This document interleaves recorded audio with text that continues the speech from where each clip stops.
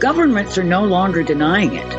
The military are no longer denying it. And even mainstream media no longer denies it. They're here and have been here for a very long time. The Mutual UFO Network has been on the front lines uncovering the truth since 1969. And now we're sharing the truth with you.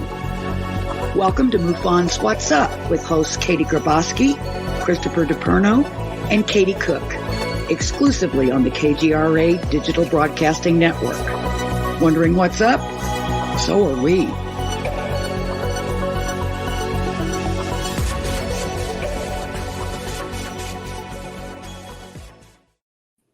What's up, Buttercups? Okay, I had to do that one time for one show just to get it out of my system. I always want to say that, so I got it out of my system.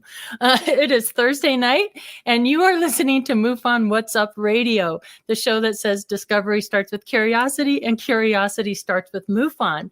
Thank you all for being here tonight. I hope you're all having a great week, and I hope you're tuning in to kgradb.com and checking out all their great content. As always, our show is brought to you by MUFON, the Mutual UFO Network, always asking that important question, are we alone in the universe? Boy, do we have a great show for you tonight. Not only do we have one guest, we have two guests, we have three guests. And to confuse us all, Katie, now we have a couple cookies coming in. So I am so looking forward to this show tonight. We're going to have a lot of fun with this show. First, I would like to introduce my co-host. You see her on Country Music Television, Katie Cook. Welcome, Katie. Hello, sunshine. I always want to say that. Yeah, let's get it all out right now. Buttercup, sunshine. Yeah, this is going to be an awesome show. We're going to have a full house, and I'm so ready. That's right, full house. Oh, and happy February, too. You're wearing your February red. So you're good in red. I actually didn't know there was such a thing as February red. I think of hearts and love and red. I don't know. It just came up with that just right off the cuff. Yes, it is the month of love. I'm with you on that. All right, let's bring in Chris DiPerno out of New York. Welcome, Chris. Hello, everybody. Oh, it's so good to be here. What a great show we have for you tonight. 3 abductees telling their stories as children abductees and teenagers. I can't wait to get into this interview. I know it. It's going to be a good one. So, Katie, what do you have to kick us off this evening? Yes, well, let's kick it off with a little smile. Our UFO meme of the week. This is a cute one. For those of you just listening, an alien is talking to a bottle. He says, "You don't look familiar." And the bottle says, "I'm from Area 57. It's the Heinz 57 meme. Got to do that. I thought that was cute. And I've got a paranormal pop of the week in honor of our chat last week, actually, with Dev Rooney. Remember, she brought up the Dog Man. So look at this. There's actually a Dog Man paranormal pop. How cute is that? I don't know. It's a cute little guy. And as always, you can order these pops at paranormalpops.com. Don't forget, they're made right here in America by hand. It's an awesome company to support. And they have just about everything paranormal and cryptid wise. So definitely check out Paranormal Pops and support them. And I found another, what's that? Were you going to say something? I was going to say, what a great Valentine's gift. That's what I was going to say, too. Great Valentine's Day gift, a pop. The Dog Man or just the pops in general? Well, I think that would be a perfect thing to get my wife. Okay. All right. We'll see how that goes down. Puppy love. You could say it's puppy love. I think it's gone past puppy love. I think it's more like the cats coming out to fight. But hey, okay, moving right along. I found another great UFO related gift. You know how I like to find these. Some stained glass. Look at this. It's a stained glass UFO dream catcher. It measures 9 inches tall, 8 inches wide, and it actually comes in a couple different colors. I'm not sure which color I like best. I think these are so cool. They are available on Etsy, and they are sold by Glass Art Room. So you can check that out on Etsy, and that might actually make a really cool Valentine's Day gift too. I don't know, Chris, this one might go down better than the Dog Man claw. Just saying. No, I think the candy will be a lot better than a UFO glass. I love the UFO glass, but I'm going to go, here, honey, here's a piece of UFO glass you could hang in your window.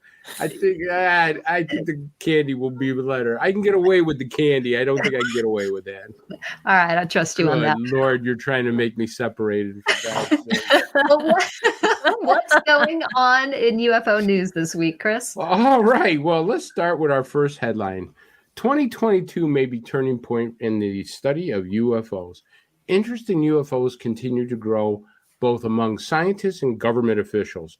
In 2021, there was an upsurge in sightings thanks to people with smartphones and other video gear that captured these strange objects in the sky. Could they be, well, aliens? Go figure. Is Earth on the receiving end of extraterrestrials speeding from Alpha Centauri who found themselves with engine trouble and crashed? I'm not sure, but let's go on. For now, this remains a mystery. Nonetheless, in 2022, UFOs will get more attention from both the scientific community and the federal government. In June 2021, the U.S. military and intelligence community issued a report on UFOs. It was followed by Congress urging to establish a formal office to carry out a coordinated effort on the collection and analysis of related UFOs. The Pentagon says our national security efforts rely on aerial supreme, and these objects present a challenge to our dominance over the air. I don't think you're going to have a dogfight with a UFO, but what do I know? Staying ahead of the UFO sightings is critical to keeping our nation safe. Although the new office within the Pentagon will not just focus on the search for alien life, it will be tasked with providing a full spectrum of intelligence as well as scientific and technical assessments related to UFOs. One of the new UFOs office responsibilities will be to implement a plan to test scientific theories related to UFO characteristics and performances. Folks, they fly, they go zigzag, they go up and down at incredible speeds. You go ahead and try to test it. Now, there's a concentrated effort to build UFO spotting hardware and to decide where it will be stationed. With the technology in place, this year could be a turning point in the study of UFOs. The effort to detect, track, and measure UFOs in the field is real, and it can be done in real time. This has recently entered a new phase. The technology has gotten better, software tools have improved, and the current interest in UFOs have attracted a new qualified professionals. Scientists believe that these efforts are very likely to succeed, set up UFO research on a new foundation of reliable physical data, and therefore we will have even more evidence of, what's needed. Are these UFOs real, and can they be studied scientifically? Well, I just happen to have a UFO detection device. It is called, and I'll put that right up to the camera there. You hook it up right to your internet. Yeah, it's really cool. It's called a multiple anomaly detection and automatic recording system. You hook it right up, and believe it or not, if you have a magnetic anomaly that's flying through the skies, this will pick it up, and you will get an email from the main servers to saying, hey, you just had a UFO fly within 5 miles of your house. All right. So far, I have not seen the alien invasion, but I have had a few things come up. What do you think, Cookie? Oh, my goodness. First of all, talking about the UFO spotting hardware, what was that? You showed a picture a minute ago. It looked like a toilet to me when I first saw this. I was like, can my toilet do more than I thought it could? That's really interesting. I don't know. So, Chris, seriously, though, what does this little gadget that you have do? Explain to me again. This is called a MADAR 3. And what it is, okay. MADAR. And what it is, it picks up a magnetic anomaly detection. And basically what it does is anything that flies around in the sky, it doesn't pick up airplanes, doesn't pick up drones. It picks up something that has a magnetic anomaly around it. And it actually detects it. It goes to a main server that's run by a person by the name of Fran Rich, and you will get an email saying, hey, at these coordinates, at this time, this date, there was something that picked up that was very strange around your area. Now, there are tons of these all over the United States. I think we have like 12 or 13 in New York State alone. Yeah. And we can actually coordinate to see if there's a pattern of them flying. Is there a group of them? It's really a neat thing. It's very cheap, and it's a really neat thing. If you're into UFOs, this is a great thing to have to check out. First stage of it. So that could be a good Valentine's gift too. Yeah. I don't think my wife would like that, but hey, what I keep trying. I will tell you that fancy toilet seat that we just showed. She might like that. I don't know. Hey, if it's a bidet as well, I mean, if it can pull double duty. Is there anything like false that could trigger the MADAR? Oh, yeah. I mean, nothing is perfect. So, Yeah. But I mean, normally, 747s and planes and aerolites and drones will not be picked up on this. If you bounce it up and down, I mean, obviously it's going to probably register some kind of, false readings, but it still will pick up a real genuine unknown craft up in the sky. And they're very interesting. Do you have to get approved to get one of those, or can anybody get those? Anybody can get them. Okay. Yep, you just get a hold of the MADAR 3 company, and I'm not getting in a penny for doing this. I just happen to have one. But you call the MADAR 3 company, and you negotiate a price with them, and they'll set you up. They get your email. They send you one of these. The only thing that I don't have is the alarm. So if Martians come down at 2:00 in the morning, I do not want the alarm on this because it's very loud. It's very annoying. And I will get a baseball bat across the side of the head. So that's how I feel about my weather radio. I mean, it's always going off. I'm like, ah! Isn't that crazy? No, 2:00 in the morning, I don't care who's invading. I want to stay. I'm the same way. All right, let's go on to our second story. Witnesses in Brazil's UFO incident claims they saw and helped military capture an alien. A few people in the village in Brazil are coming forward and claiming they have witnessed a UFO and encountered one or more extraterrestrials. There were reports that the Brazilian military had captured 2 ETs. The military and the Brazilian government had never confirmed the UFO nor the aliens. They may change after this week when a man came forward claiming he was a soldier in 1996 and participated in the capture of the aliens and was in very close proximity to one of them. A former military person who claims he was that soldier and stuff and changed his life forever. Other soldiers from his base to an undisclosed location, they went there and made an unusual observation. The first thing they noticed was they were carrying rifles with no ammunition in them. Now listen, I'm going to tell you folks, if somebody's giving me a rifle with no ammunition and say, go find an ET, I'm calling in sick. It ain't going to happen. All right. So anyways, while sweeping the area, the soldiers claimed he witnessed 2 other soldiers coming out of the woods carrying a strange being. The first thing that caught his attention was a very large head and very big red eyes. He also noticed that it was quite oily. Well, the hot sun, you want to get some tan lotion on you. Dark wood reddish or more iron-colored tint, but very oily and a weird smell that reminded him of acetone. I don't sniff acetone, so I can't tell you about that. James Fox went to Brazil, and he was able to locate 3 young ladies who had encountered with this creature. James did an incredible job. James Fox did an incredible job with National Geographic. I got part of the interview, and I'd love to show it to you. Amanda, play that video. Purely by chance, I've managed to track down 3 primary witnesses who reportedly saw the live alien. Hello. It's James. I'd like to start off by saying, but this is like, the holy grail of witnesses for me. So I am so happy to be here right now.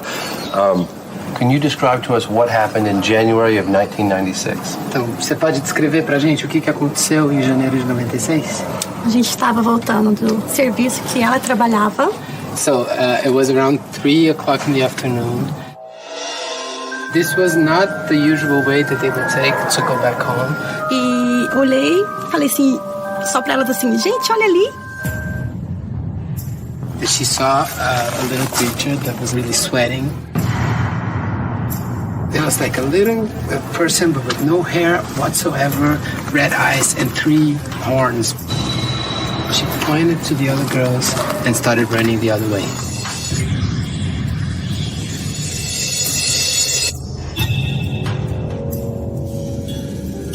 If they all had the opportunity to speak to the world about their experience, what would they like the world to know? Pra mim não foi boa, não. Se fosse pra me passar por isso hoje, eu não passaria. They said it wasn't a good experience at all. If they could choose, they wouldn't go through it again. Wow. What an ugly thing.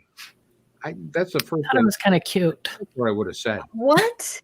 Cute? 3 horns. I mean, Yeah, No, I red have eyes, 3 6 horns. horns Weird for taste. you. Yeah, I'll Okay, make sure I get red a Valentine's eyes. gift for that thing.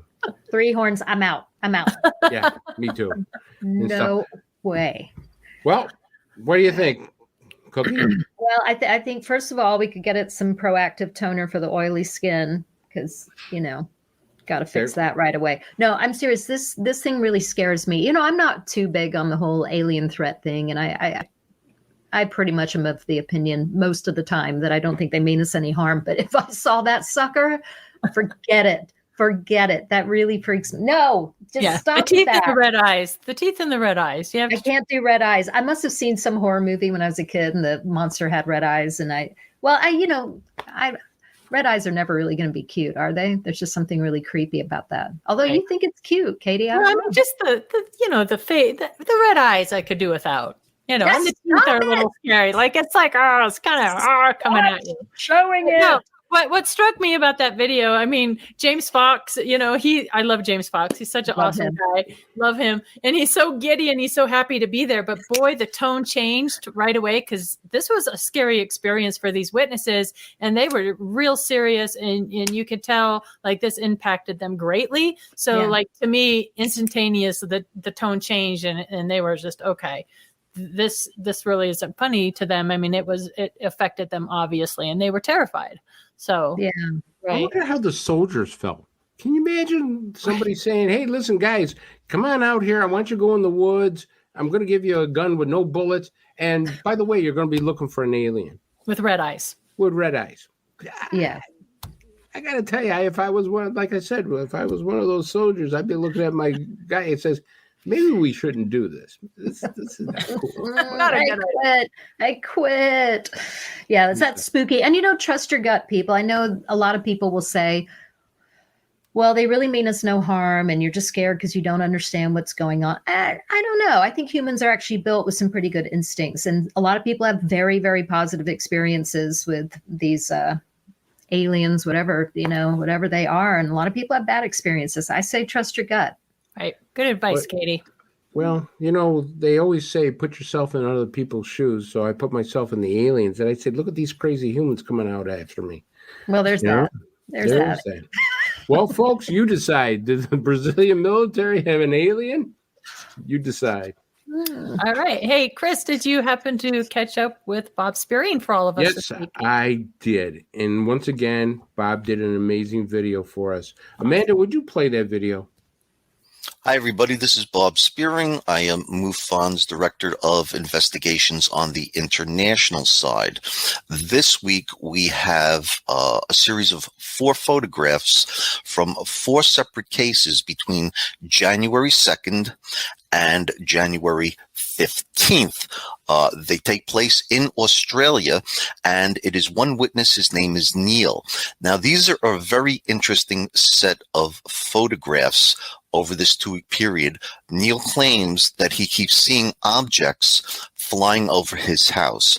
So we're going to take each photo step by step and go through them. I'd like, Chris, if you could put up photo number 3.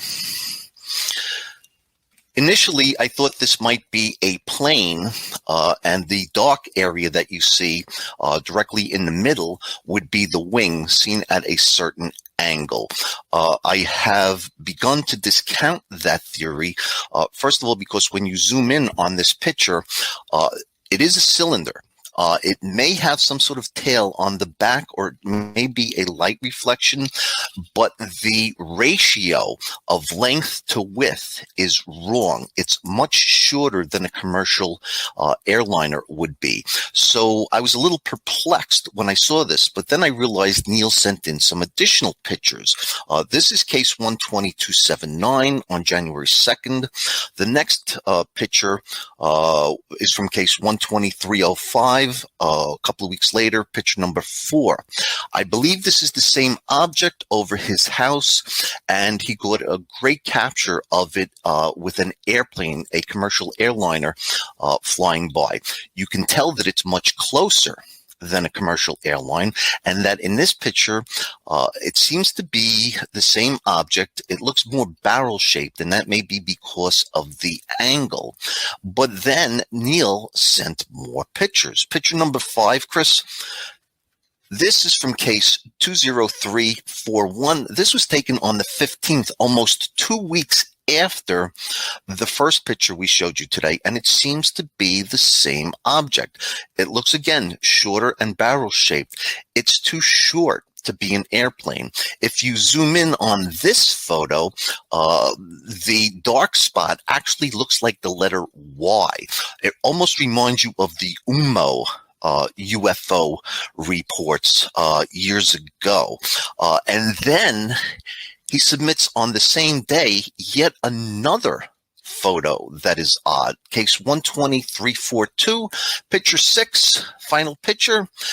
In this case, the object seems to be bent, almost like a peanut. So I, for one, am quite perplexed as to what is going on in this 2-week period in Australia. But these photos will be analyzed further. So right now, tentatively, I would say that this is an unknown UAV or series of similar looking UAVs. And that's where we are right now with it. We'll be contacting Neil shortly for all his cases. He sent in 8 different cases in all over a month period from Australia. So that's it. Thank you, Chris, for having me.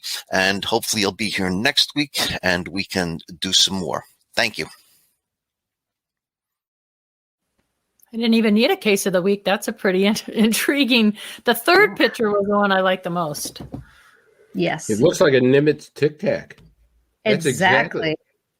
Yeah, and the one where it kind of looked peanut shaped is so bizarre. I mean, if it's the same thing, I think that's one of the most perplexing things about UFOs is when people say it literally seemed to change shape. You know, it's like that's where I really am like, what a true unknown if it can do that. I love it when Bob has an unknown because we don't get enough of those. Yeah. We definitely, but I'll tell you, if he says that's an unknown, I'd take that to the bank. And it's perfect shape of what Kevin Day talks about that he saw from the Nimitz in Commander Fravor and Underwood. Definitely an object just like that. And like you said, it's not long enough to be a plane. There's no wings on it. So, you know, the Tic Tacs are flying around Australia too. Trying to freshen everybody's breath. And stuff. All right, what do we got next? I think we're just going to go ahead and bring in our guest. What do you guys say? Let's do it. Yeah, let's do it. So my glasses broke. I tossed the ear thing. So, okay.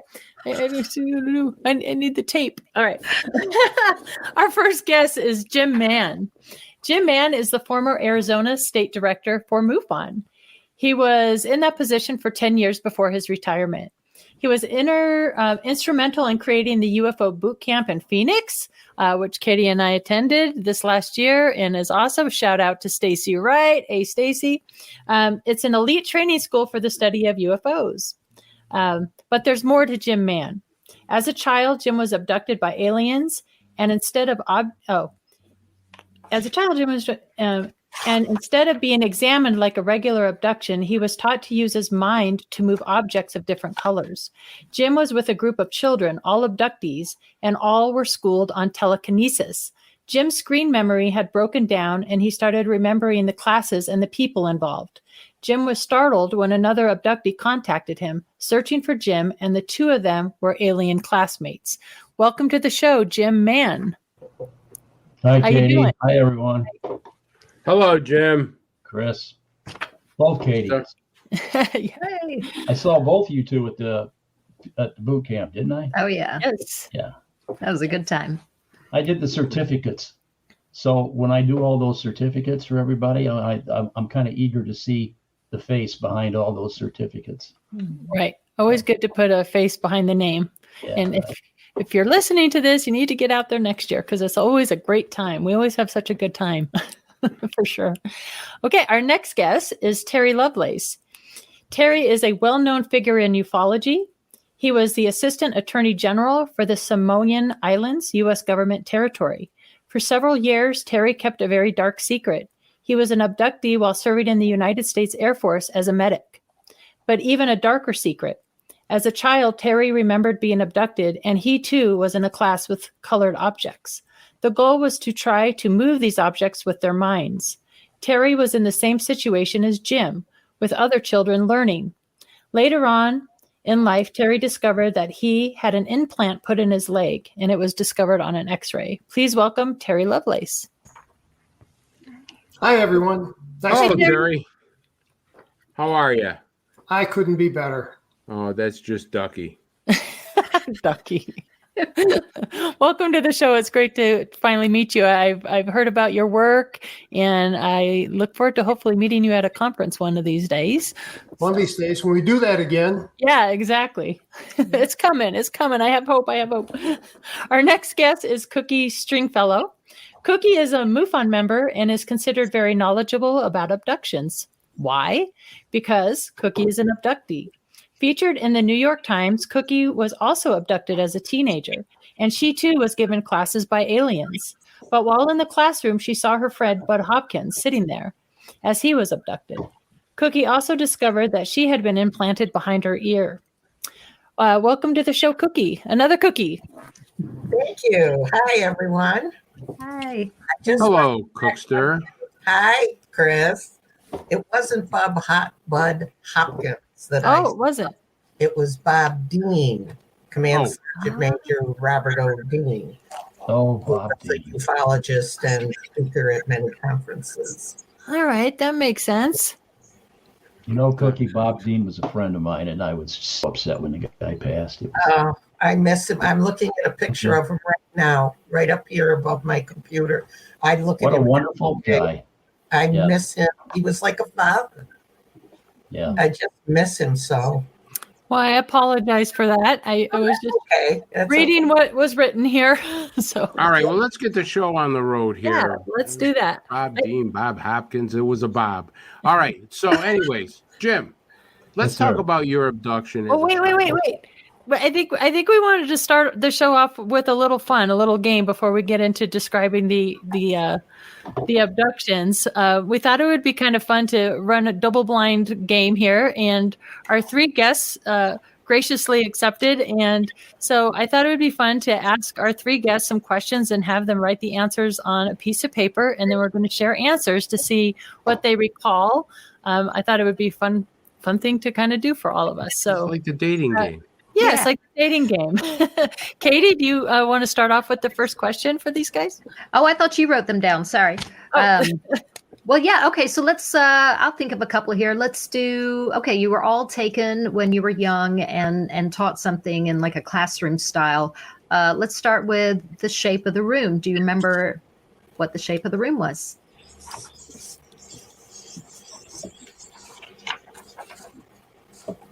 I need to have my glasses on.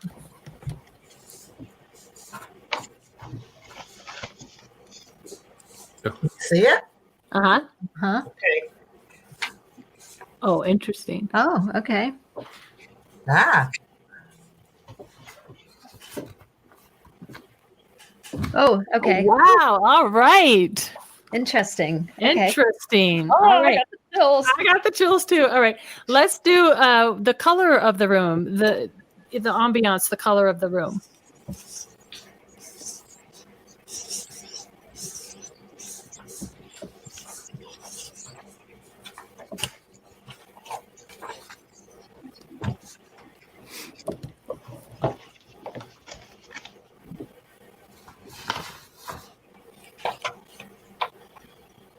Okay. Gray floor. I didn't write that down, but gray, like rubberized floor. Wow. Okay, this is cool. This is super cool. Oh my goodness. All right. Let's see. What would be another good question? Maybe the type of objects that you use to train with telekinesis? This is a hard one, I would think. Memories are tricky.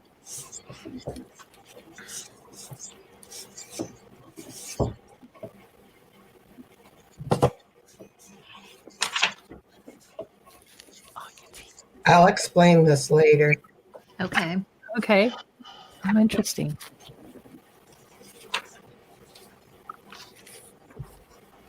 Can you see that? Yep. Yeah. Interesting. Okay. I had a black cube, pardon me, a blue, navy blue cube. Oh, interesting. Okay. All right. Cookie, do you want to kind of explain?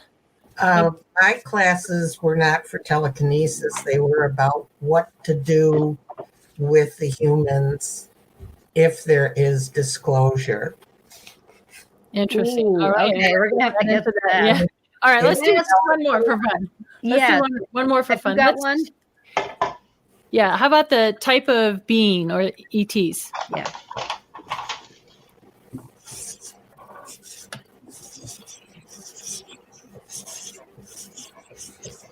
This is cool.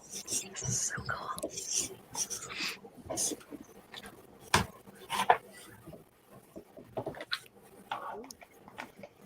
Okay. Then the 4 foot. Right. Oh, wow. Okay. I would have put taller grays on there, but Okay. Okay. All grays. Wow. Well, Wow. that is something else. I mean, I have one question. Ooh. So, if you were dating an alien, where would you take them on their first date? Cookie, you first. Come on, Cookster. Where would you take an alien on their first date? Salem. Where? Salem, Massachusetts. Oh, you're no fun. Terry. Either White Castle or Denny's. Oh, you're a man of my heart. Cheap date. Jim? I don't date grays. Good Okay, answer. I'm done. Hey, Terry, really quick, were you holding up the female sign? I was. Okay. A petite female, 4 foot tall, gray. Okay. Yeah. The other two, Cookie, did you have a sense if your teachers were male or female? Well, they're the ones that took us, but the teacher itself was like 7.5 feet tall. If you had to describe it, it would be a Nordic, and she was obviously a female. Okay. But there's a little, when it's my turn, I'll tell you a little bit more about that. There was a male also. Okay, Jim, male, female? It was impossible to tell. Okay. And I'll go into that after a while. Okay. All right. Well, maybe what would be a good idea, since I would love to, I mean, I've never heard any of these stories before. So, I mean, if it's all right with everybody, I would just like to, spend a few minutes to just kind of run us through your experience, where it happened, how old you were, what you remember about it. And a question I kind of had too is, did you forget about it for a while? And then did recall come back in? So maybe we'll start with Cookie, if you can, and we'll just go to Terry and then Jim. All right. The first time I was taken was in my 20s, not in my teens. I have not done regressive therapy about that, hypnosis. I'm going to. I only did the regression for the times I was put in the classes, 6 times. That started approximately, that first date I don't have yet. I have the rest of the dates. In 2010. And one time when I was on, the Grays came into my room, the room right behind me. This is my bed back there. I woke up in the middle of the night and I felt tingly all around me. And within seconds, they were standing in the end of my bed. And they were taller than the 4 foot ones. I had seen them before, but only the 4 footers. These were more like, I'm 5'3". They were my height. And their heads were a little different. They were thin, typical gray. They took me out the window, which is right the other side. I keep getting my left and right wrong. This is the window they took me out of, up into the ship. It was cloaked. I didn't realize that till later when I asked. I was put in a classroom with approximately 20 other people, and they kept changing, 18 to 20, 18. Some would be taken, some wouldn't. Humans, a few non-humans that are here on the earth, I was told. A tall, very pretty woman, I guess you'd have to call her a Nordic, taught us some of the things we were told never to mention. I'm sorry, I can't. All I can tell you is that there are people much more than us that will be like, not a real ambassador, but similar to that, to help people understand if and when they do come. Can't tell you that either. I'm sorry. And one thing in particular we were told is not to talk to the other people in the room, other entities. If we bumped into them, don't discuss it, what we were told. It went for about 3 hours each class. It was very interesting. They did offer us what the others are talking about if we wanted to do the telekinesis, and we all of us said no, let us do one thing at one time. So we never did get into that. But each time we were given more information and more information until all of us kind of talked with, you couldn't look at each other, unfortunately. They asked us not to look at each other. I did look at one woman. We were kind of in a semicircle. I could see her.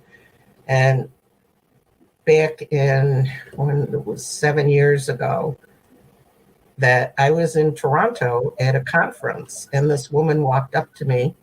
I'm sorry, I can't tell this story without getting upset. And she said, I know you. And I looked at her, and she was the one that was around the corner on the ship with me.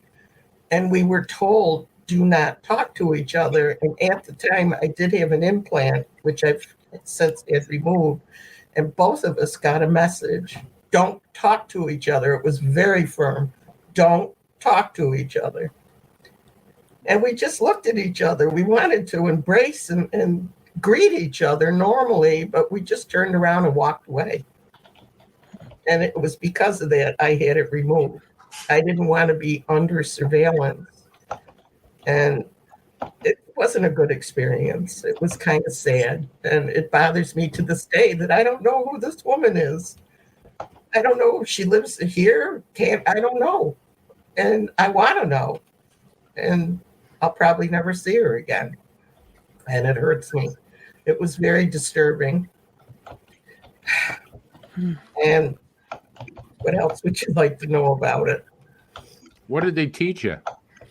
I can't tell you, Chris. I can only say that we're here to help the people who are afraid, who don't believe. Like my sister, you mentioned ghosts and she's happy. You say UFO to her and she blah, blah, blah, blah. She doesn't want to hear it. And there's many people like that are afraid. And they have given us an instruction on what to say to calm these people. And there's quite a few of them all around the world. So, go ahead. So even though it was kind of a sad, fearful event for you, you still feel that we really have nothing to fear. No, they have told us that if and when, I'm sorry, I can't discuss that, if and when they do disclose themselves, and the joke was in the room, they're not going to land on the White House front lawn. You know, America is not good enough, were the words basically, to protect the whole world. Not protect, but to explain the situation to the whole world. They'll do it themselves. And that's what we were told. Wow, amazing story. That is Hey, amazing. Terry. Wow, thank you for sharing that, Cookie. Thank you. Yeah, Terry, thank you so much. let's hear about your abduction as a child and what you went through. As I explained in my book, I got abducted by little circus monkeys. I know that sounds crazy, but there were always 4 of them, and they would appear in my room, and there would be a flash of light and like a swirling motion, and I'd be on the ship. I'm sure it was a ship of some kind, and there were maybe a dozen kids there, and it was always the same kids, and it wasn't kids that I recognized from the neighborhood or daycare or anything like that. They took me when I was 4, and we had we were talking about telekinesis and moving things with our mind. I remember sitting, and all us kids were in our night clothes. And I remember sitting cross-legged on the floor, and there were these geometric shapes, a pyramid, a globe. I had a cube. My cube was blue. And I remember that when I picked it up, it felt like it had no mass. I mean, if I let go of it, it would drop to the ground, but it didn't seem like it weighed anything. And I was encouraged to move it with my mind. And we were sitting on the floor, and I had it in front of me, and I was really getting frustrated because nothing happened. And I think this was at least one day. It was 2 occasions. And then I was concentrating on moving the thing, and it flew about 2 feet. And we had what I call a handler. I referred to her as Sue because she looked like the Asian woman who lived in back of us when I lived in St. Louis, Missouri, who we all called Sue. And then I had Space Sue and Terrestrial Sue.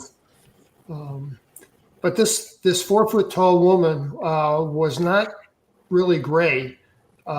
More pale, like very pale skin, and looked, her eyes were black, and not huge, large, exaggerated eyes, more like a pair of Ray-Bans that wrapped around. And I saw her as kind of a maternal figure. And she was very kind to us kids. And when this thing moved, she came over and gave me high praise, and so that was that. Interesting. Wow. Were you taken more than one time? Do you remember? Just a quick question there. Yes, I was. Yeah. I was multiple times between the ages of 4 and 6, especially. And then they would take me, but I don't have a lot of memory about when in the later years when they would take me. But it was the same. It was the same little monkeys. You know, I have a theory about this. I think that these things can appear to children in a way a child will see it as most benign. Mm-hmm. And I saw these things as kind of comical, and but I came to be afraid of them. Mm-hmm. Interesting. All right. Well, thanks for sharing that. Let's get to Jim before the break. And then I have so many questions. I'm sure Katie and Chris do too.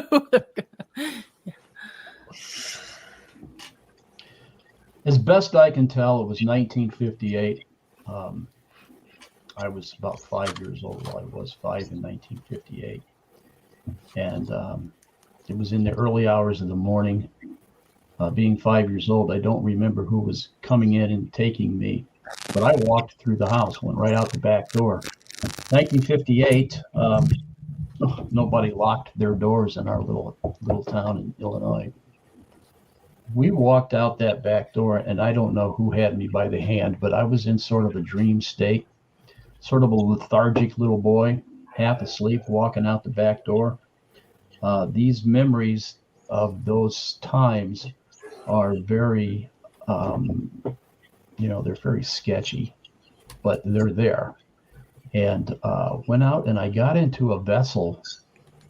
I got into what I thought was a bus. I remember I was a little guy, and I was just coming up on kindergarten, and so this thing was a bus to me, and I would get in there, and we would go away.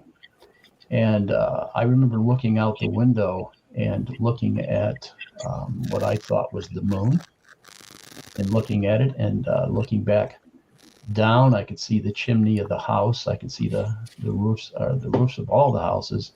I could see the trees. And I just, as a little guy, half asleep, and then I turn and I look up here at this other direction. It looked like the moon, and it was just getting bigger and bigger and bigger as we were getting.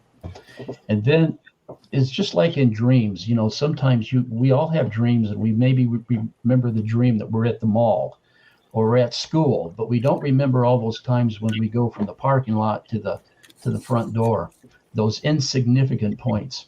You remember the events, and that's what I remember. But I do remember riding the bus. And once we were inside, once we walked out of the bus, we walked down the hallway and we went into a number of different rooms. But the final room we went into was just like Terry said, we sat on the floor cross-legged, and maybe 15 or 20 kids in there. I don't remember. I mean, who knows? Now, as far as could I see the people that were handling us? Yeah, I could see them about from the floor to about their waist, because I was just kind of sleepy and tired and I couldn't lift my head up, but I could take instructions. And there was nothing else on my mind except for what they were telling us. And so they would hand us these little round balls, maybe the size of a small beach ball, and they would be different colors. And then I would hear either someone whispering in my ear, or it was just coming to me that said, Jimmy, think really, really hard and take that ball in your mind and you send it over to little Susie across the way, or little Bobby across the way. And so that's what we would do. We would concentrate. And if my mind started to drift in a different direction, I would be brought back. Bam. You know, if I started thinking, well, I want to go home and go back to bed, they would bring me back. And so I started concentrating real hard on this little ball because I didn't want to be messed with. And it's like, okay. It's kind of like when mom and dad are really after you to stay on top of something. And I could finally move that thing. I could move it all the way across the room to the other person. Now, the thing was, we would have different color balls. Sometimes I'd get the green ball or the red ball or the blue ball. But I do remember that I could move the blue ball, I could move the red ball, but I couldn't move the yellow ball, couldn't move the black ball. And that went on. And what else can I tell you? It's a huge story, guys. I don't think we have enough time for this. Keep going, Jim. Yeah. Now, this thing, I would wake up in the morning and I'd go in and tell mom I had this dream. And mom would, Jimmy's got such a vivid imagination and you just had a bad dream. Well, same dream over and over and over. And mom would take me to the doctor because she thought I was something wrong with me, and get my ears checked and my eyes checked, and, little 5 and 6, 7-year-old kid. So finally in 1962, it ended rather abruptly. And I just let it go for 50 years. I spent 20 years as a fairly religious man. I was actually a Jehovah's Witness for 20 years. And the whole time, of course, that's not within their theology for anything like that to happen to a person. So I kind of suppressed it. And I moved from Illinois to Arizona in 97. And I thought to myself, I got to get to the bottom of this stuff because it's kind of been bothering me. So I started checking into UFOs and this and that. I met Stacy. We got involved in MUFON. And then I met a lady who sat down, was telling her experience, and it was exactly the same as mine, just like all of us here. And of course, I about fell out of the chair because how could that person actually tell my same experience? And then, yes, I had a guy come up to me at the UFO Congress. He is, I won't say his name, but he is a chiropractor in Portland, Oregon. He wanted to talk to me. He remembered my name. And then when he called me a couple of weeks later after the Congress, we had a chance to talk. And yeah, I do remember him. It wasn't always the same kids in the room, but I did remember this one fella because he had these certain kind of pajamas on, and his name was Benny. And so that started opening up for me. Now, got involved in MUFON. I was a state section director in those years. Barbara Lamb came over, and Barbara and Stacy decided Jim needed to go under hypnosis. And of course, I said no for the first couple of years. And finally, I sat down with Barbara, and we went through a rather lengthy session, about 2 hours. And Barbara was quite impressed. She came out and told Stacy that was one of the best hypnosis she ever did. I also sat down with Kathleen Marden. She did the same thing, and we came up with the same ideas, or basically the same story. So it was, hypnosis wasn't anything like I thought it was. Yeah.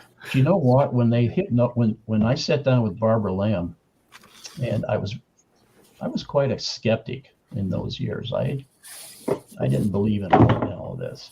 I'm an old farm boy from Illinois.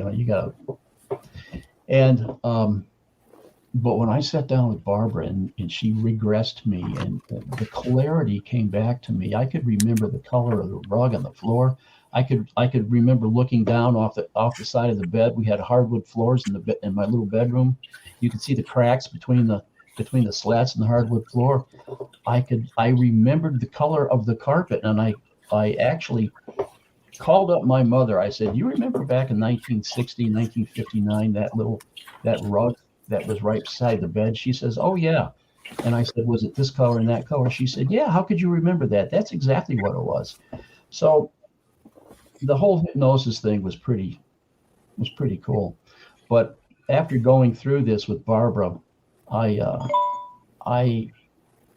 there's so much that was revealed, and it just rolled out of me like a story. And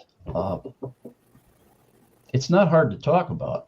There was a lot of things that happened. I don't have anything that I would hide. I was never afraid, basically because I was just too tired and kind of altered in my thinking and my state. Sorry, my phone keeps going off here.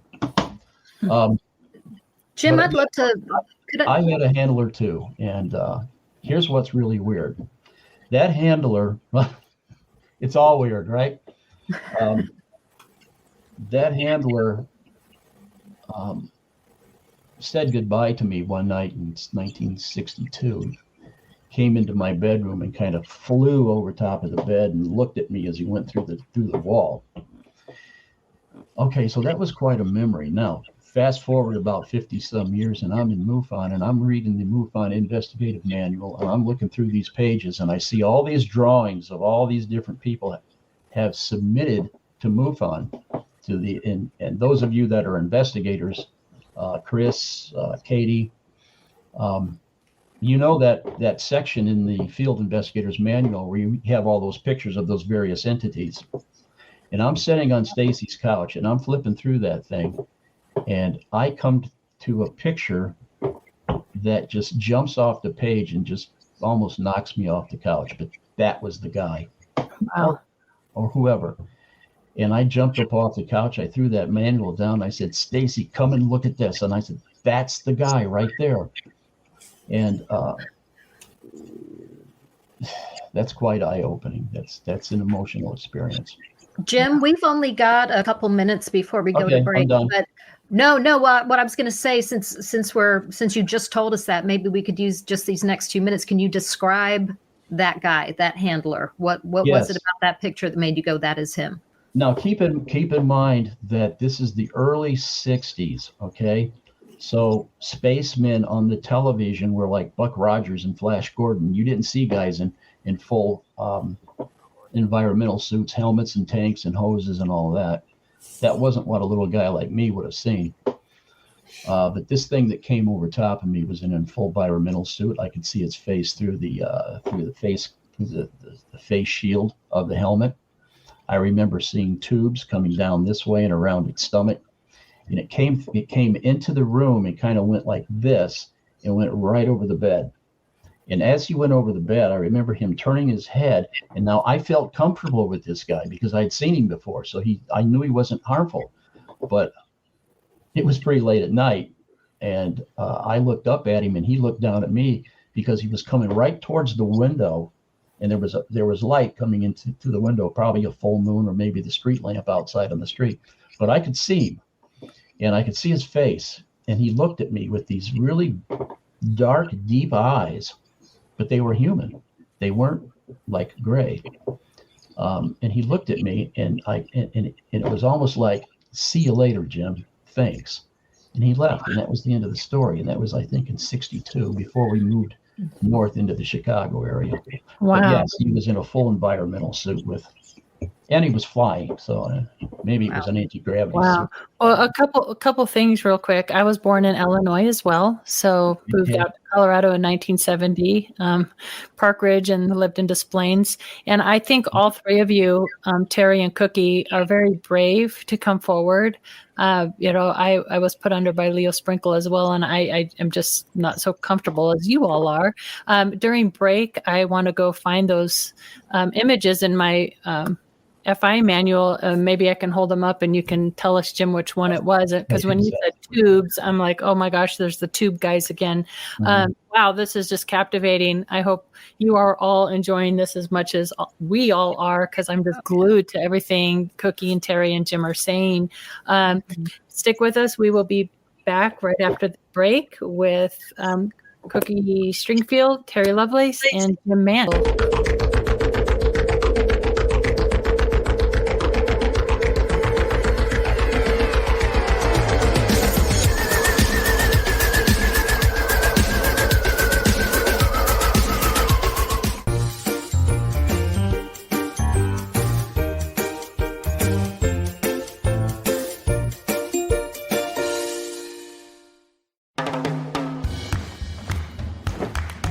I don't want to talk about it.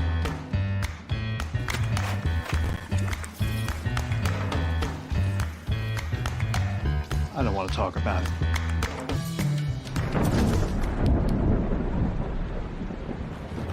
Families don't have to talk about everything, but they should talk about how to plan for an emergency. Get tips and resources to make your family's emergency plan. Hey members, the new KGRA-DB app is now available on iOS and Android devices. Gain on-demand access to any KGRA-DB programming. Download any show directly to your mobile device to listen or watch on the go. Go to the App Store and search KGRA-DB. Welcome to the new KGRA digital broadcasting website, thekgradb.com. Here you'll find great new content, including the KGRA Classics, great shows from our archives. You'll be able to see the show times and information so you can see what show is currently on air. The on-air live button, so just go to this section and you'll be able to hear the show live with exceptional sound quality. We also have the Vault section. Make sure to subscribe to get access to great content and special features. We have the make content for our latest news and events, so make sure to sign up and you can be part of our forum. So make sure to check out the new KGRA digital broadcasting website, thekgradb.com. We look forward to seeing you there, and we hope that you enjoy the new website.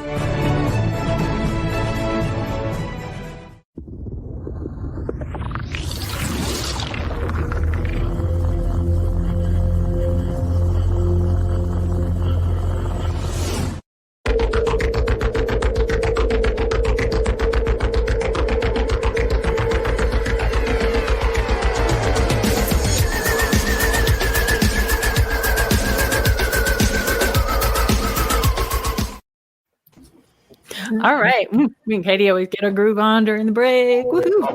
Welcome back, everybody. All right. So really quickly ran into my cabinet here and I found, I don't know, these might be old, so they might not be on here. The one I was thinking that you were describing might be this guy here. That's him, Katie. This him? That's it. Yeah, that's the one I was thinking. That is so interesting. And I've always found it really interesting also that descriptions seem to change through the decades. You look at these cases in the 60s and 70s, and they seem to, have belts and suits and boots and that. And then as time progresses, they kind of change. And I don't know what's up to that. And I don't know if other investigators have noticed that as well, but I certainly have. It's really fascinating. It's a creepy looking guy. Yeah, absolutely. So, Cookie, I'd love to go back to what you were talking about when you heard the message, "Do not talk to her," and you said you had the implant removed. The first thing that brought up in me, my natural response to hearing that story was just, how and I know I don't mean to get heavy and negative, but how an abuser will keep people separate so that they can't communicate to each other. And I'm not suggesting that this was, an abusive kind of situation. I don't know. But that just immediately was my reaction to that was, well, how dare they tell you that you can't speak to other people? There could be a big grand vision behind this, and it could be part of our protection that you're not supposed to talk to other people. But it affected me that way. It upset me just hearing that story. I know you've had the implant removed, so are you no longer getting those kind of messages to stay away from other experiencers? No, I'm not. Okay, so what do you think would happen if you were to find that person that you were told not to speak to, and you guys connect and you talk about what you went through? What do you think would happen? Well, that's hard to say. I never thought of it. I think possibly a light that might be taken again and told that they would erase my mind. I don't know. I really don't know. I never thought of it. The chances are ever seeing her again, though, are so rare. I don't know if she would want to talk about it. I don't know at the time if we were to meet. I go to a lot of conferences, and I'm sure she does. I might see her again. And without the chip, I stopped being taken 4 years ago. So at my own request, I was done. I felt I had everything I needed. They had told me, I can tell you a little bit more. I did write it down, what I could tell you if you want to hear it. Yes, absolutely. They basically said when they do come, it would be peaceful if we didn't, for lack of a better word, they used a different terminology, shoot at them, which, the military is going to try that. They have ways of stopping that. And they said that the transition of learning how to be a species that is not going to shoot and kill each other. We're very violent. They said that a lot. They told us you're a very violent species. Basically, when you look at the universe, we're a young species to them, but extremely violent. They keep pressing that over and over again. And during hypnosis, I was told that again, and I was told to remember everything from the hypnosis. And that bothered me that when I looked around, I do a lot of research, and we are very violent people around the world. I live outside of Rochester, and every night there's shootings. Every night, 5, 6, 7, 8 shootings. Some people die, some don't, but that's just, Rochester's not too big anymore. Compared to the rest of the world, we are violent. And they hope to educate us, change it a little bit, but peacefully. They said it would be peaceful unless we retaliated. Okay. Oh. Can I do a follow-up question to that? Did you and Bob Dean ever talk about a Cookie? Yes, I was going to tell you that. This is kind of a cute story, real quick. I won't even tell you all of it, but I was in class, and we heard voices behind us. The door was open. It was kind of a round door with no door. It was just open. And we heard voices, and some of us turned around, and I turned around, and I blew Bob a kiss. But after I got back home, that part I remembered. I said, well, if I blew him a kiss. That means I've met him before. That was really weird. And then the two of us physically met for the first time at the International UFO Congress in 2012. And said, that wasn't the first time, Cookie. We've been taken many times together. He was like a dad to me, very close. I traveled with him, and so, we'll leave it right there. All right. So, Terry, I got a question for you and Jim. Same question. I'll start with you, Terry. Did they give you any idea why they were teaching this or training you? I mean, going off of what Cookie says, that we're a violent people, which we are. There's no question about that. Why would they start training? What was they give you any meaning to your training? Did they explain to you we're doing this because of what? Well, no, they didn't. And, the difference between Cookie's experience and mine is, and I think I'll let Jim speak for himself, but I was so young. I was, started when I was 4. And they never gave me a clue. I don't have a clue to this day what the object of the exercise was. But, I don't know. Jim? I can answer that, at least for me. I found out later on after I became a MUFON state director and went around and met a lot of people. We were all being trained in the early 60s, the late 50s, up into the 60s. The back engineering program in this country included, of course, trying to figure out how to fly certain crafts.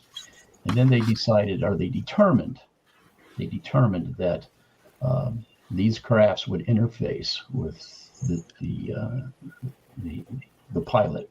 The craft was actually an extension of the pilot's mind, I guess. That's how there wasn't levers and buttons and all that, but you interfaced with the craft. The craft became just like an artificial limb or something. And what sort of a consciousness with the craft. Yeah, what you needed in order to pilot these crafts were these abilities, were these gifts of these psychic gifts, these abilities to extend yourself out, and your intelligent control extended outside of your body, telekinesis. And I was told by other people who were abducted, but much later than I. And of course they were more. One of the persons I talked to was an adult, and at the time of their abduction, and they said that the whole reason behind that is that there was a collaboration between an alien species, which we believe is the Greys, and of course black projects here on Earth. Now, whether it was United States or just a worldwide black project, and trying to find out how to fly these craft. So this person said, yeah, well, they were trying to see at a young age as children who had the possibility, who had the ability to could set down on one of these crafts and actually fly it. And that's what I was told. That makes sense. I have a couple question twofold, both for Terry and Jim. I'm not sure. I think it was Jim. You mentioned that the different colors, you were able to move some colors and not others. Is that because the density or the energies were heavier and more difficult? So you start with a color that's lighter. And I find that fascinating because in just my mind, I would think like a light yellow would be lighter and then move to blue. And then, as you got to the darker colors, black and what, maybe it would be denser and heavier to move. And the second question is, are you guys still practicing telekinesis just, today, just in your regular lives? Do you consider yourself to have any like psychic powers or? Go ahead, Terry. I don't think I have any telekinesis abilities whatsoever. I wish I did. I'll say this: I've always been intuitive, and I just wonder if that was a gift or something from them, because I have very good intuition sometimes. Yeah. Episodically. And And I'm sorry, what was the other question you asked? The density of the objects that you were trying to move. Did you have that experience as well? I did. I had a blue cube, baby blue cube about this big. It's the only geometric form I remember handling. But, I was 4. There may be stuff I forgot. I don't know. But I do, as I said earlier, recall that when I picked it up, it felt like it had no mass to it. Oh, interesting. Yeah, Katie, to answer your question, the difference between the blue ball and the black ball, the reason we see colors is because that's the frequency that is reflected from that object. That's the frequency that object rejects.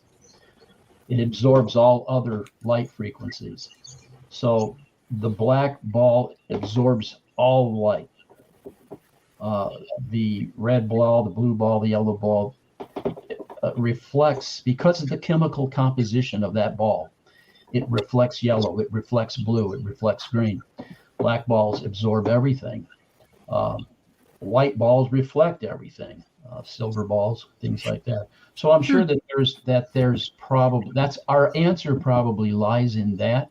I think that our ability of psychokinesis really doesn't have a whole lot of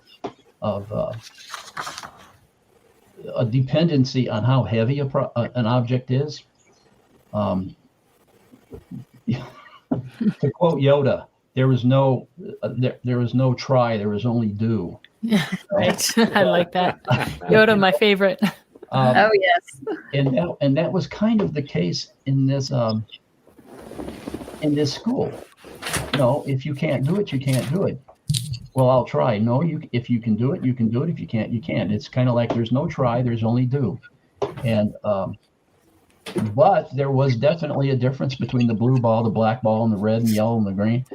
And I think that it probably has something to do with light frequency and what have you. So I don't know. It makes me. I've been told that looks more like Bernie Sanders. Hey, this is not a political show now. Now, Jim, do you still practice that today? Just real quick, I wanted him to.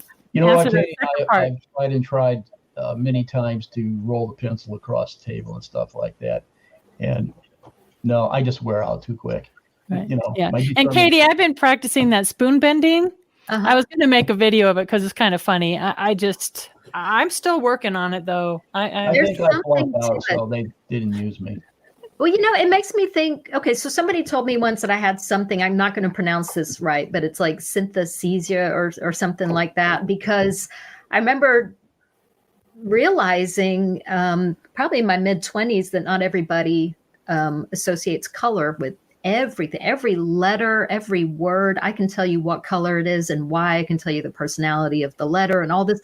And when I realized that everybody didn't do that, my mind was blown. And I've got this weird obsession with colors. I actually would love to do a really in-depth study, go back through MUFON's cases and see if I can connect color to certain behavior and maneuvers with craft. And so I don't even have a question around that as much as I just am backing up the idea that color there's something so much more important to it than I think we can understand.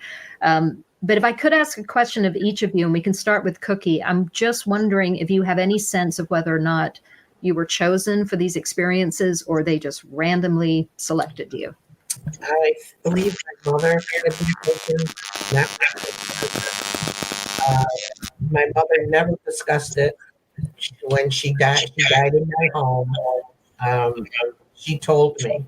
So I'm assuming that's why I was taken. I am a medium. Many in the room were mediums, I discovered too.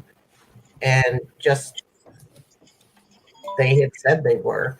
And I don't think I was picked specifically, although maybe I was. I really don't know. I haven't done that in hypnosis yet. That's okay.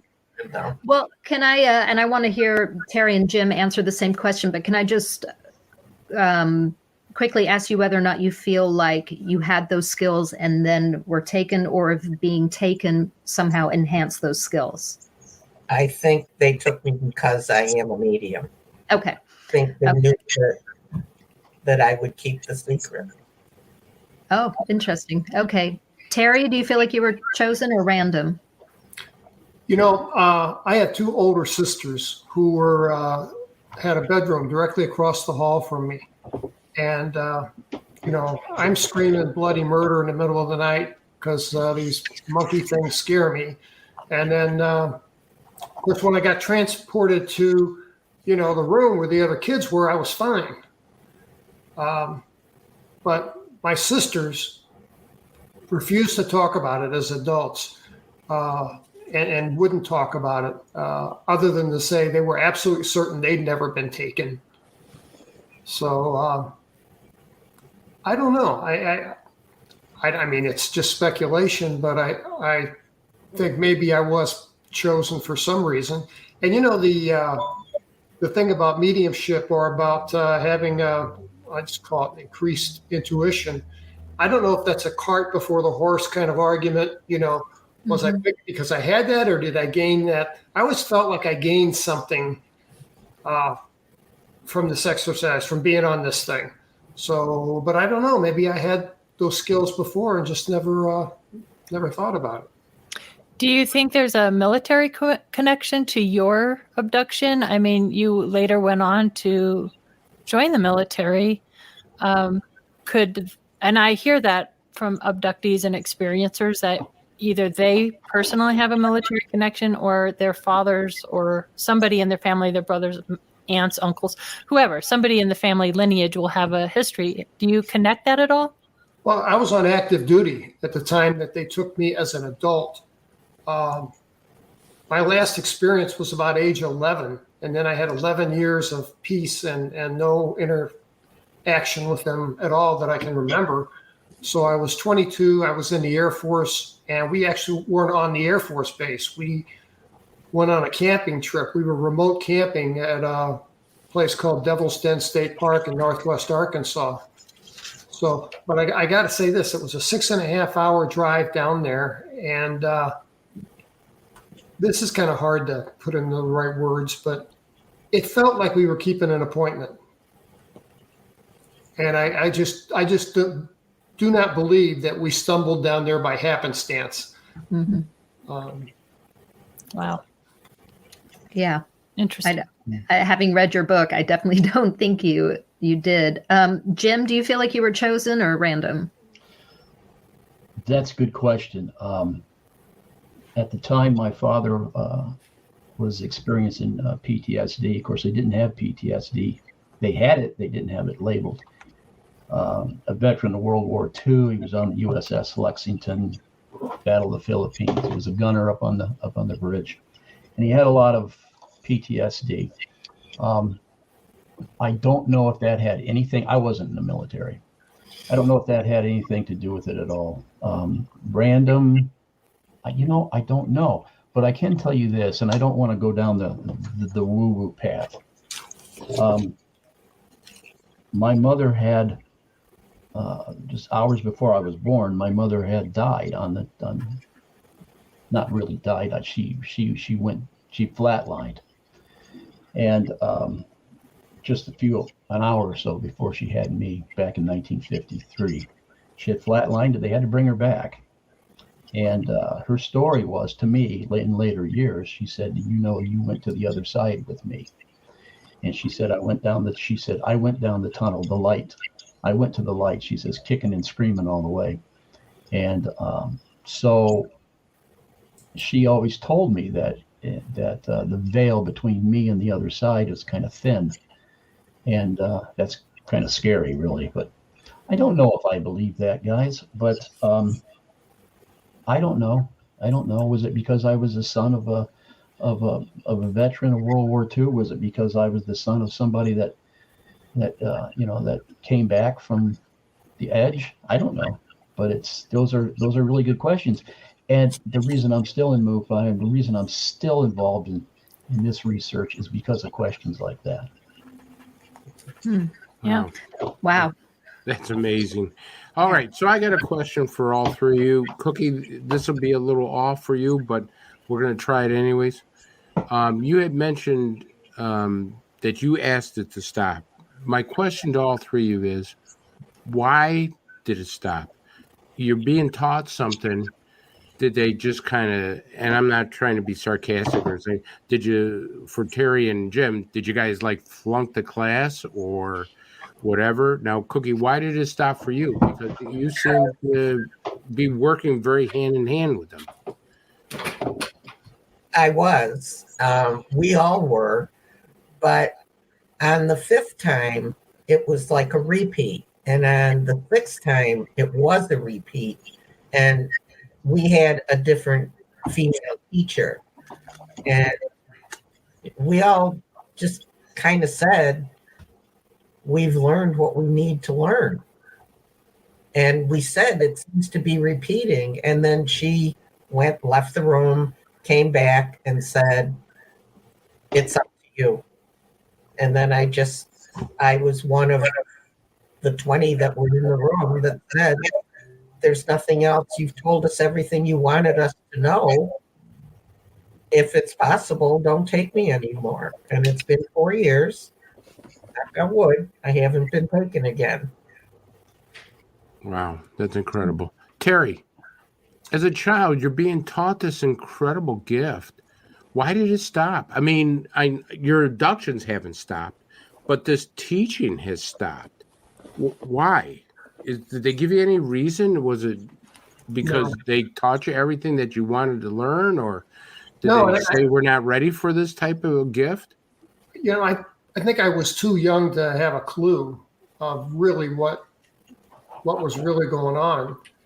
And of course, my parents are telling me this isn't real. This is a dream, taking me to doctors who also told me that it was a dream or something that I saw on television. And I wish I knew. I wish I knew more. Do you think you were abducted as a teenager also? I mean, we know as an adult in the Air Force you were, but what about that middle time from being a child to an adult? Was there any teenage experiences? Not a single one that I can recall. See, that's very strange. You know, they're teaching you something, then they just go away for a while, and then they come back as an adult. You know, the things that abducted me when I was 22 in 1977, I don't think they were the same things that were taking me when I was 4, 5, 6. I don't think it was the same being. Jim, same question. Why do you think it stopped? Well, I asked that same question of about 4 or 5 people. I've met people from New Zealand, from the East Coast to the West Coast. Why did it quit? Well, I mean, how far do they take it? If you don't have what they're looking for, then they'll put you back on the shelf. I think it's that simple. And I don't think it's an insult to any of us. They abducted us, they took us, they tested us, they decided who they wanted, who they didn't want. I have a friend of mine who has since passed away. She was used, and she's about 10 years older than me, and she spent a large portion of her life doing remote viewing for the government and claiming that she flew a craft. So wow. I think I just didn't have what they wanted. So, Well, I have a comment really more so than a question, but maybe you guys can tell me whether you agree with this. I know in the 3 years I spent researching for the book Letters of Love and Light for Dr. Leo Sprinkle and reading through the people that contacted him, abductees, and that a lot of the experiencers and abductees felt that, whether you're taken when you're 4 or 20 or whatever age, that they sort of implant you, or I hate to use the word program, but sort of program you to kind of awaken to what it is they need from you at the right time. In other words, whatever the 3 of you were taught will be used or come to the forefront whenever it is intended to by whoever took you. Do you guys agree with that, Cookie? Katie, can I answer that? Yeah. Here's my take on that. This happened to me back in 1958 through 1962. I tucked it away and never used it again, and never even thought, well, I thought about it all my life, but I kept it secret. Mm-hmm. And until I moved here and I decided to pull it, I decided to do some research as a 52-year-old adult, 55, somewhere in there. And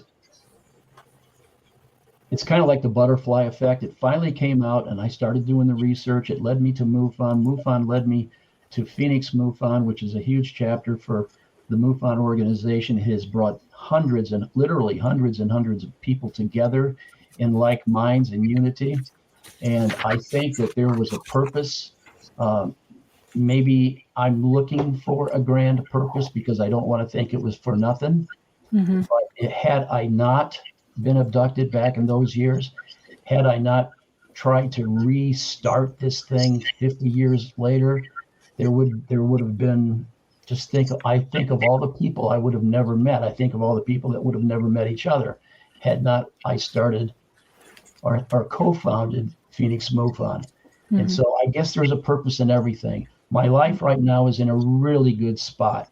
I'm happy, I'm retired, and I'm moving forward, and I'm not giving up. But yeah, I think that's the reason. I think there's a reason for everything. Yeah, makes sense. Cookie and Terry, did you guys want to touch on that, or? Briefly, yeah. Terry, you want to go first? Sure. I'll be quick. I'm going to let you go first. You go first. Okay. We were tested on the fifth time I was taken. What I later, through hypnosis, realized this wasn't ET. It was not a human, but it looked like a human woman. She came in, we had taken a little break, and she was asking us questions, and we all thought she was human and at the time. And she asked us the questions we were not supposed to answer.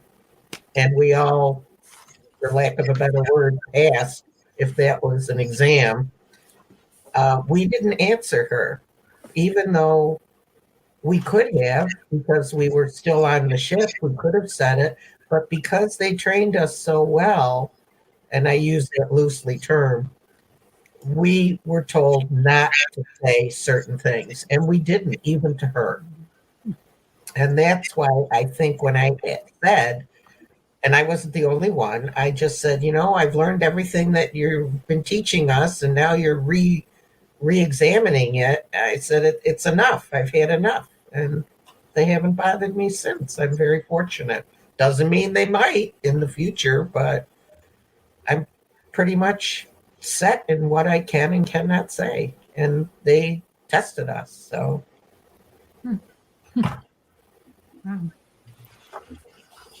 Terry? They never, it's really interesting, Cookie. They never, of course, I was young when I first met them, but I don't recall them ever saying, don't talk about this, don't. But interestingly, I didn't want to talk about it, and I didn't talk about it. I was 22 when I had this big experience in my life, and I waited until I retired because, hopefully times are changing, but, I worked in the legal community, and who do you trust? Who do you tell a secret like that to and really trust that they're not going to let it come out? And there were just, I don't know. I just did not want to talk about it even. So sure, that's understandable. I would love to get an implant update, and I'm not making light of it. I know. Well, so Cookie, let's start with you. You said your implant was removed. Is that something you hang on to? Is it sitting on the mantle? No. What? No. I didn't know I had it. I was at the International about 4 or 5 years ago, and one of the speakers was the podiatrist. He's since passed. Oh, my cat's in the way. I'm sorry. And I shook his hand briefly after he spoke, and he immediately felt that I had an implant, and I didn't know it. But he had a fella there that had a black room and put a black light in you, and I had prints on me. I had them here, under here, like someone was holding my face, talking to me, and I had no idea. Then they gave the test, and it beep, beep, beep, beep, beep, and everything. And the other two people I was with had the same thing, right in the same spot behind our left ear. And we had gone out the day before in the morning. The two of them had seen a UFO land. This was in Phoenix. It was like a preserve, land preserve, and I hadn't had my knees done yet. And I just sat on a rock and waited. And they finally came back, and I said, "My God, you've been gone 45 minutes. It's 11 degrees. I'm thirsty." And he locked the truck. I couldn't get my water. And they said, "No, we've only been gone 10 minutes." And I wasn't going to argue with them. But the next day was the International UFO Congress. And that's when we found out all three of us had them. And they took the test in the little black room. And after a while, I didn't want it in my head anymore. I didn't want to be tracked. Evidently, it didn't bother me for a couple years, but then I had it removed. And funny thing, it disappeared from the lab. Did you get to see what it looked like? And was this before Roger Lear? Was he involved? Or Dr. Lear. Yeah, it was Dr. Lear. Lear. He was speaking there. And I told the doctor who removed it, I want it. He wouldn't give it to me. He didn't know what it was. He honestly did not know what it was. And he said, "I have to send it to the lab. I don't know what this thing is." And I said, "Okay, don't be surprised if it disappears." And to this day, I don't know. Were they tracking me? I don't know. I don't know. And right personally, I don't really care because it's out of me. So I don't care. I just now, I feel I'm not being tracked now. I feel safe. Not that it bothered me being taken, but I feel safe asking them not to take me, and that I won't be taken. I think they'll respect that. Wow. Okay, Terry, what about you and your implant? I had no idea I had anything in my body. I retired from the state of Vermont in January of 2012.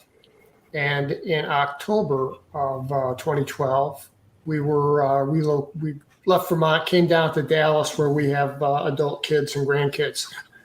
And I woke up one morning, 9 months after I retired, and I couldn't bear weight on my right leg. And I get all my care from the VA. I went to the VA. They took an X-ray of my leg, and they were kind of weirded out by it. And I'm like, "Can I see what you're talking about?" And they showed me I had an object above my knee, a square structure about the size of a fingernail with two wires attached to it. Wow. And then below my knee, I had this collection of what looked like, according to the radiologist, it looked like bone tissue, but right in the middle of my calf muscle. And it was just odd. And when I saw them, that was really the catalyst for me to write a book and talk about this, because that was validation. I knew that they really had put their hands on me at some time, on some date time. I don't know if it was 1977 or, who knows.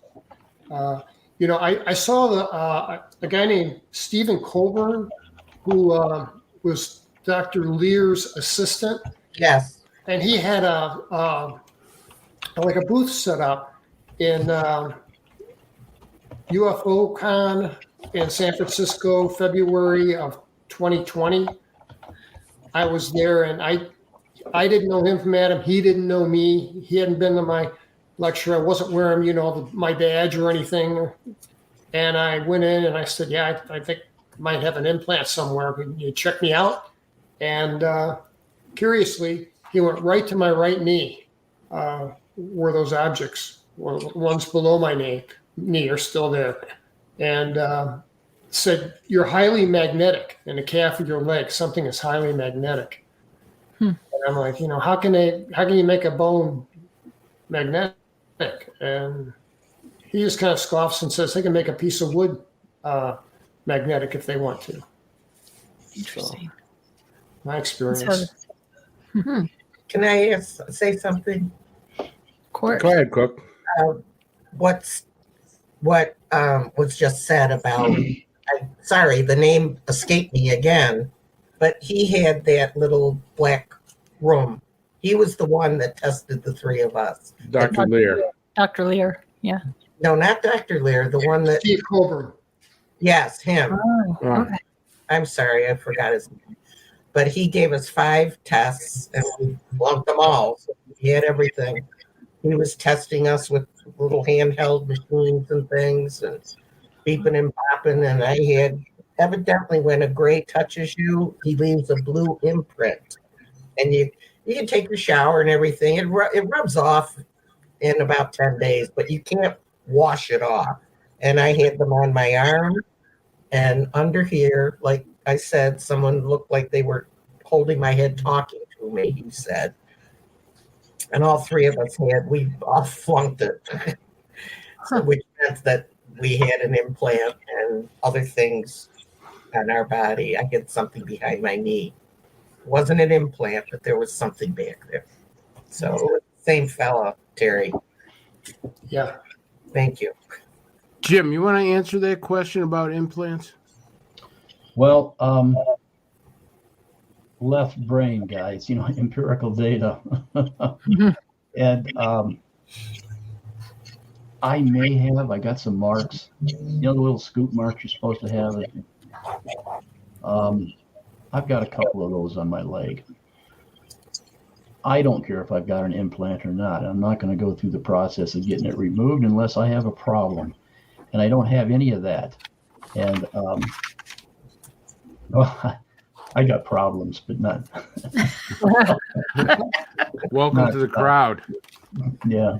So, yeah, I don't think I do. And if I do have an implant in me, I think it's malfunctioning. So, yeah. I love that, Jim. That's great. Man, what are you going to go to? Call us alien service repairman? Hey, come down and fix my implant, for God's sake. Hey, now I got a question for all 3 of you.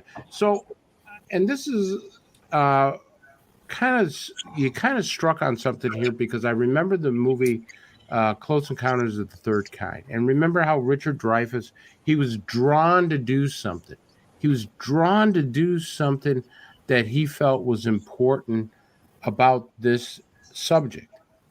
All 3 of you seem to be drawn to do something about this subject. I mean, listening to your stories, I mean, Cookster, you're drawn to study this, and there must be some kind of message for that. Terry, you, as much as you wanted to keep it quiet, you brought out, and you've written 2 books on it, and you just come out. And Jim, you have worked 10 years on this subject now, but all 3 of you are abductions. So my question to all 3 of you is, do you think something's drawing you to this, that you're being prepared for something? I hate to say you're the chosen ones, but maybe you are, that the 3 of you are being prepared for something even bigger than we know.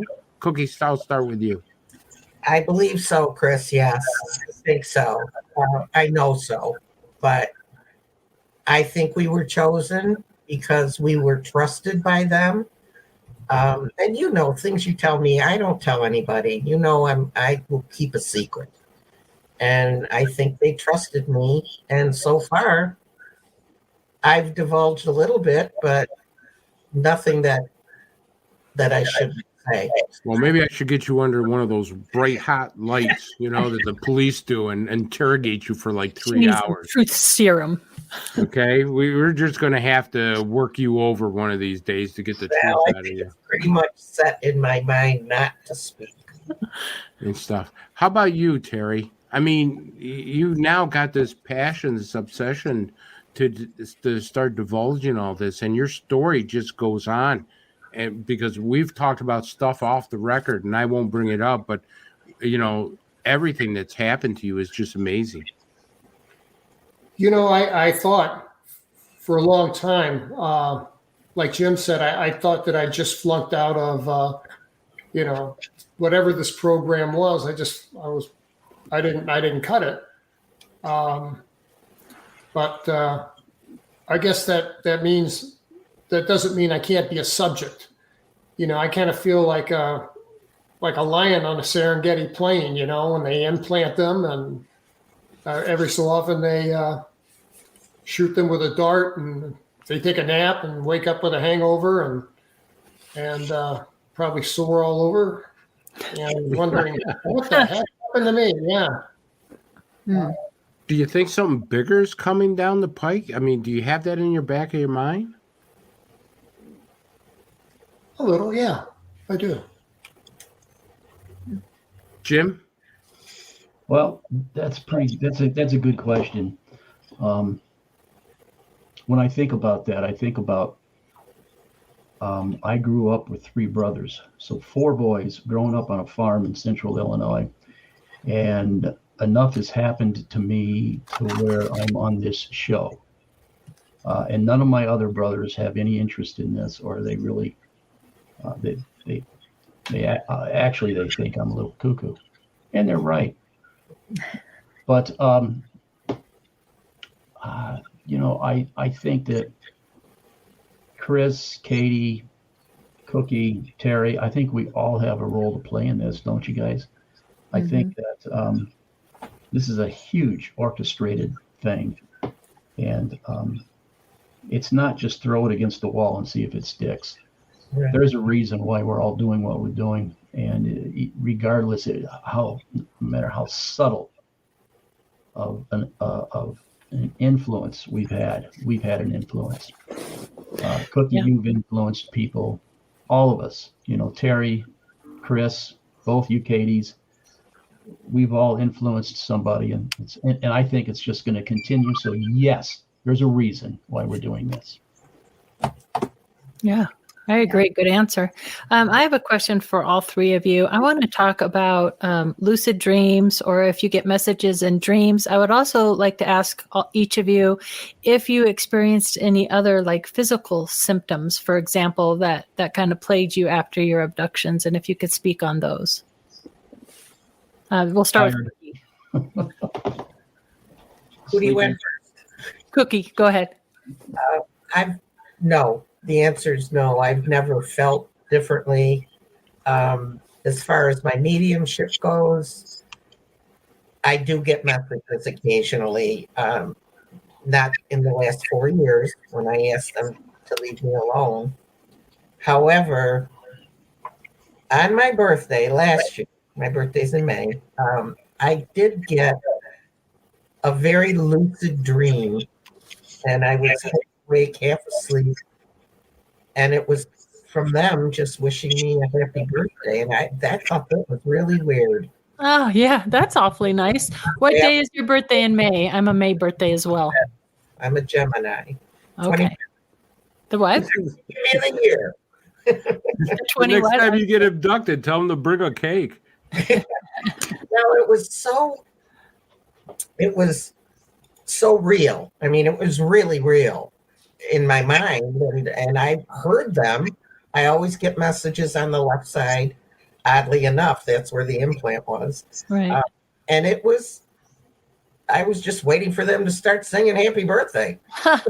So do you think if you, Amanda actually had this question in the chat, if you wanted to be not, contacted again and you wanted to continue conversations, do you think they would answer you and come back? Yes. Okay. They told me when I said that's enough.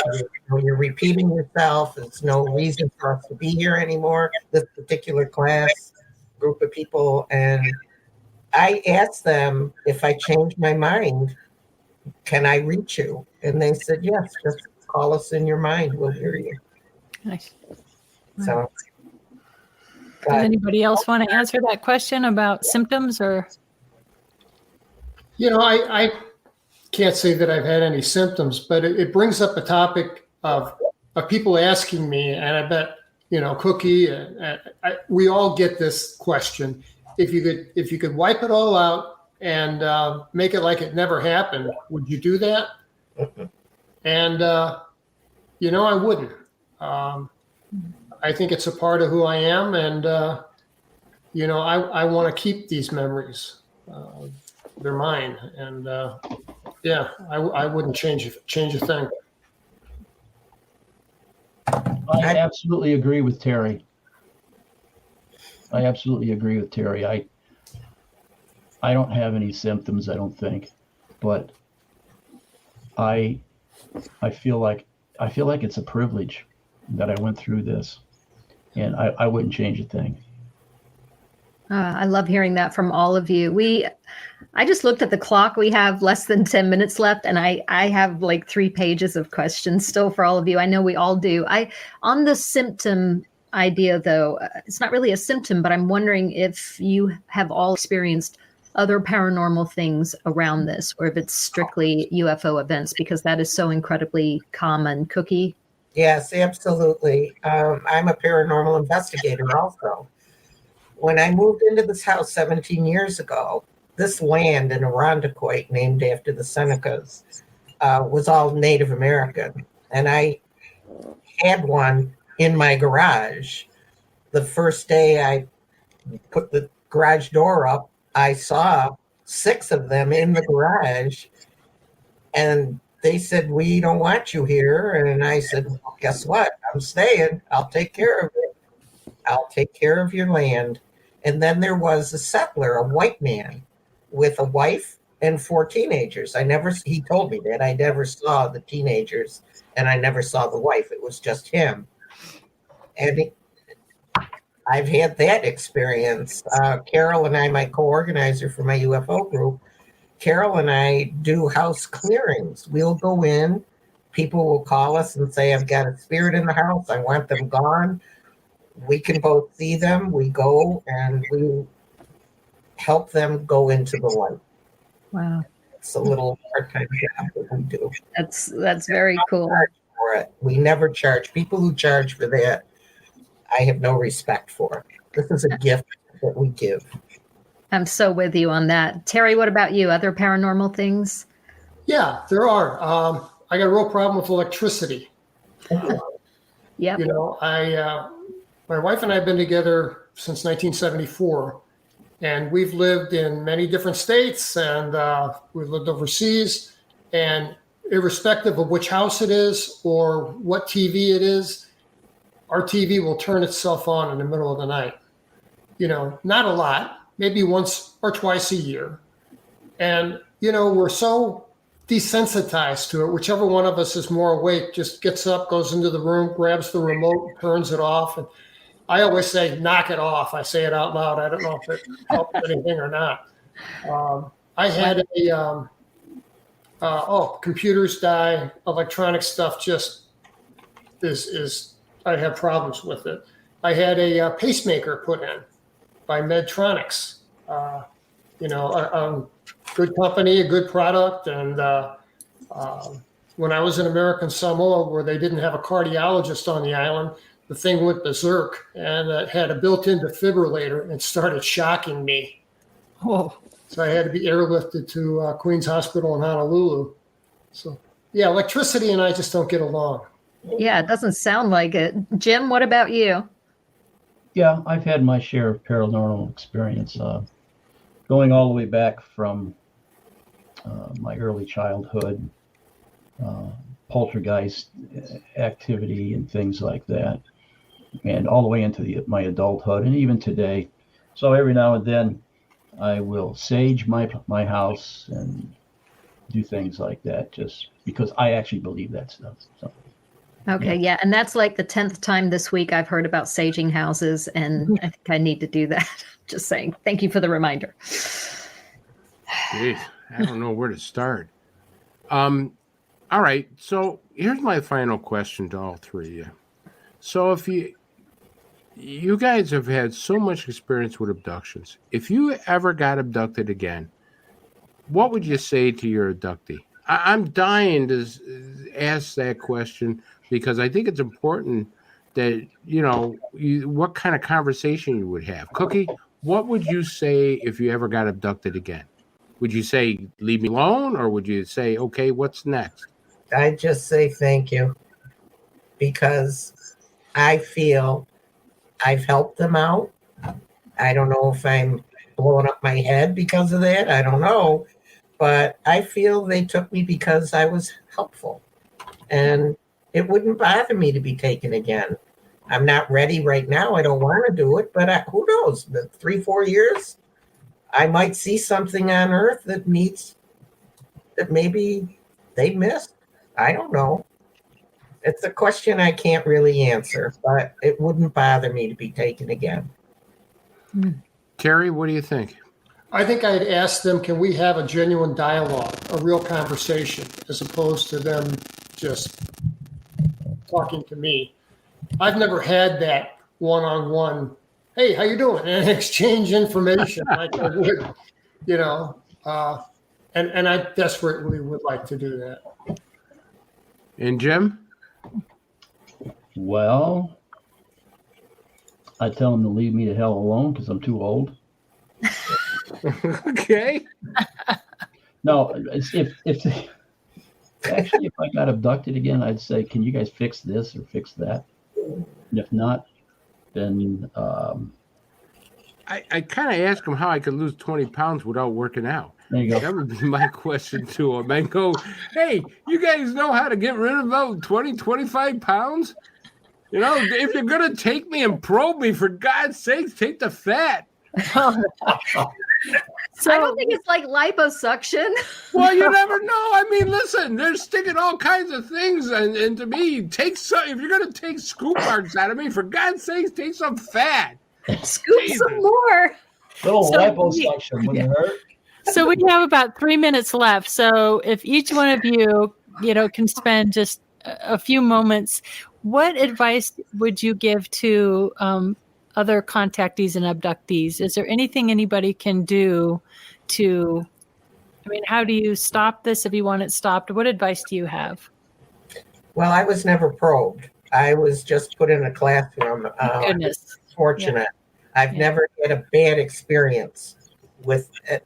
I tend not to like the word ET or alien. I prefer off-worlders because I don't know. It cringes. It bothers me to call that because I've seen them up close. I've talked to them. They've comforted me. They've given me information. And I'm at peace right now with they talk. Yeah, it sounds like you've really made peace with your experiences, and that's really good. Terry, what about you? Well, I think times have changed. Today, I would tell somebody, go to a MUFON meeting because I thought I was special or unique, and I'm not. I mean, there's a whole lot of people out there like us. Yeah. And go to a MUFON meeting, meet some people that you have some things in common with, and talk to them. Good advice. Mm-hmm. Jim? I would just simply tell them to don't sit there and think you're a victim. Roll with it and work with it and do something with it rather than to just... I've seen too many people that have claimed to be abducted and then they sit back and they spend the rest of their life thinking they're some kind of a victim.